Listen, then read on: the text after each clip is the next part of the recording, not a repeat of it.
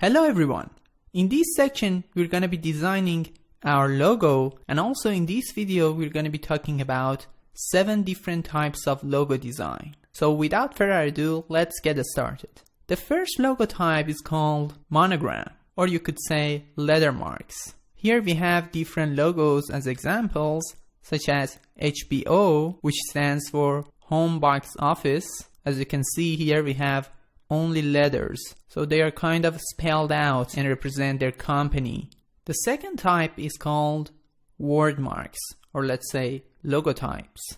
They are actually similar to a letter mark. However, a word mark focuses on a business name alone, like Google, Canon, or Jeep.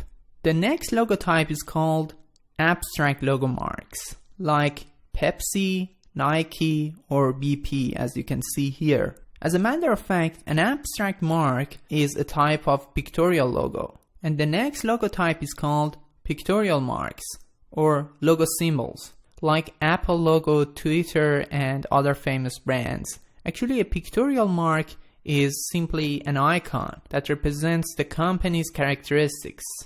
The next logo type is mascots. Mascot logos are logos that involve an illustrated character, according to 99designs.com. If you want to get more information about logo types and how you should use them, you can check out their great article on their website. The next logo type is combination marks, and this is the logo type that I'm going to teach you how you can create. In this kind of logo type, you can find a letter combined with an illustration or a specific shape. And last but not least, emblem logos. An emblem logo consists of font inside a symbol or an icon, like Starbucks logo.